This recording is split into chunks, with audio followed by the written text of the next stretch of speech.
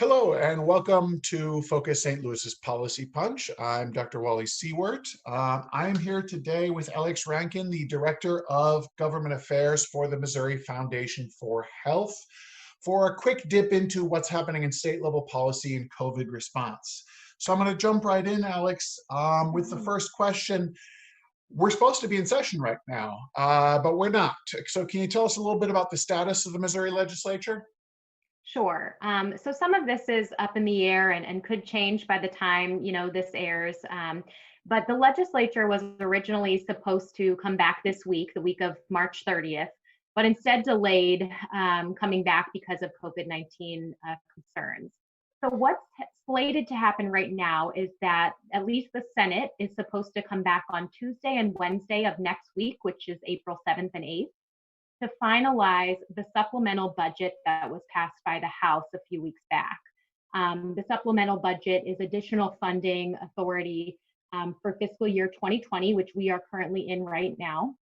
And it's likely that they would also cover extending some of the sunset provisions for the federal reimbursement allowance, which is basically the provider taxes for various providers like hospitals, nursing homes, because that allows us to continue to draw down federal funds for Medicaid. The big question really is when they might be able to come back to do the budget for fiscal year 2021, which starts on July 1st. It's technically the only thing that they are constitutionally required to do during session is to pass the budget. And hypothetically, they are supposed to pass that and give it to the governor a week before session ends, which would be May 8th. So I think, over the next few weeks, they're going to have to determine how they come back, the House in particular, because they have to actually third read those budget bills and get them to the Senate. Okay. Excellent. Thank you. I'm going to move right along. In terms of state level response to the COVID-19 pandemic, can you just give us a sense of what's been done, what remains to be done? Are there plans to do that? What are your top priorities right now? Sure. So in terms of what has been done, most of the response to the coronavirus has actually happened through administrative actions and regulatory changes. However, it is important to note that before the House did leave for this kind of extended break, they did pass a supplemental budget of about $40 million.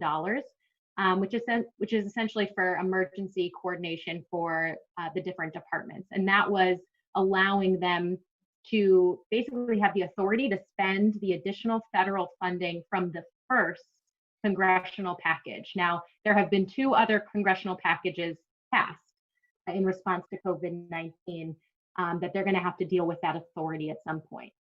In terms of the executive branch, the governor has directed his cabinet members to relax regulations to better respond to the crisis as best as they can. Some of those responses are mandated through some of the congressional packages.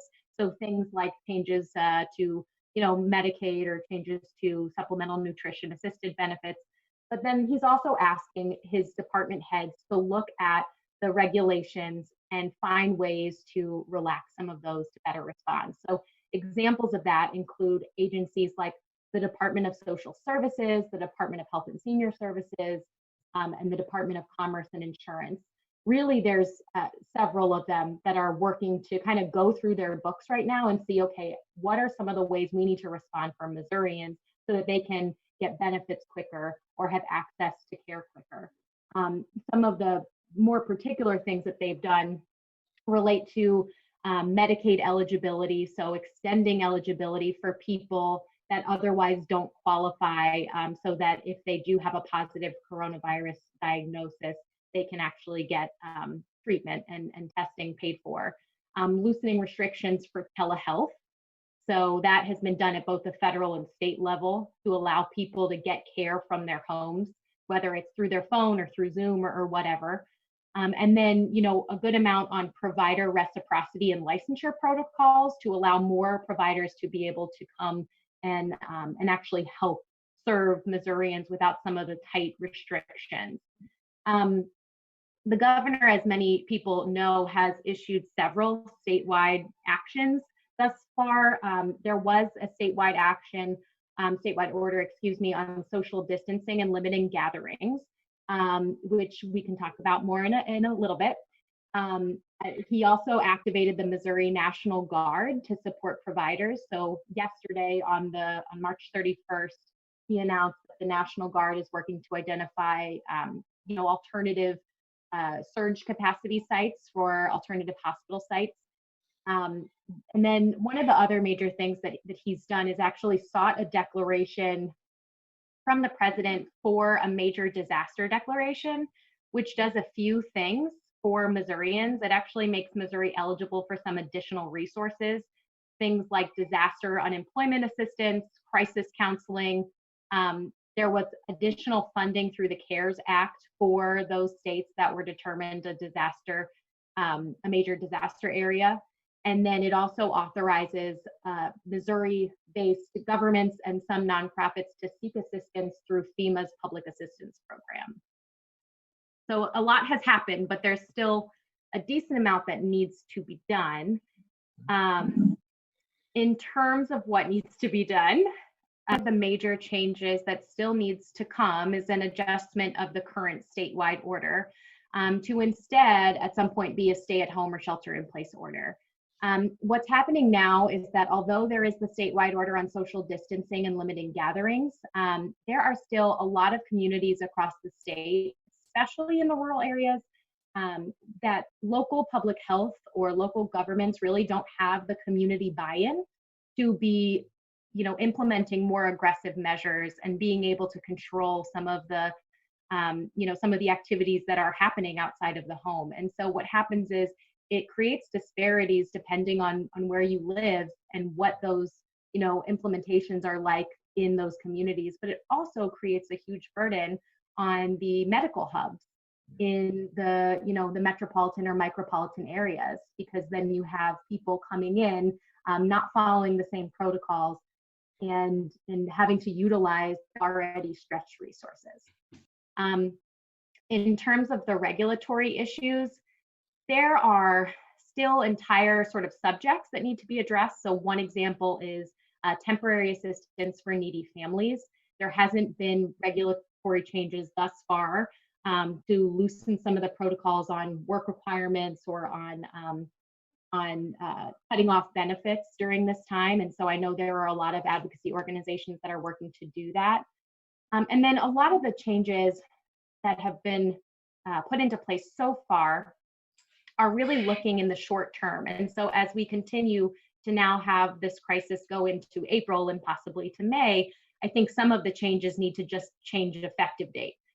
There's been a lot of changes for March, but now we're in April, and so they might have to go back. I do think it's important to note that they are really sprinting through all of this at the, especially at the agency level, to try and respond. I know that there's a lot of changes coming down from the feds that they're all trying to kind of wrap their heads around. So I do think that they're doing the best that they can at the departments to try to respond quickly, but it sort of feels like never quick enough. In an emergency situation, it's never quick enough. So just a couple of follow-up questions. Sure. I was wondering what your thoughts were in terms of bringing racial equity into the picture. What does this mean when we think about the most vulnerable populations here in St. Louis? Absolutely. Unfortunately, I think most of the response thus far has really been around the urgency and the immediacy of responding without the necessary regard for how communities of color or communities with low income will be affected about all this. I do think that there are plans to address that, moving forward from various different entities, but I think just the urgency sort of put that at the wayside, unfortunately. I mean, the best example of this is seeing where testing has been made available. And so initially, the testing sites were in areas that were predominantly white and wealthy. And I think over the last several weeks, and we've been in conversations with various partners and clinics to figure out how do we set up other sites for testing so that all communities have access to that, because we know that that will be crucial for addressing the spread of the coronavirus. I know one of the things that we as a foundation have been working on throughout this process is to really look at our response through an equity lens and really recognize the need in the long term for propping up the safety net, propping up those providers that serve, underrepresented communities, and making sure that they have what they need. And I know that there's a lot of really great action and effort happening in the St. Louis region in particular to try to address that. But from a policy perspective, initially, it seemed more about the urgency. Alex, thank you so much for spending the time with us. Yeah, thank you so much, Wally, and I hope you stay well during this time. You as well. Thank you. Thank you. Have a good one.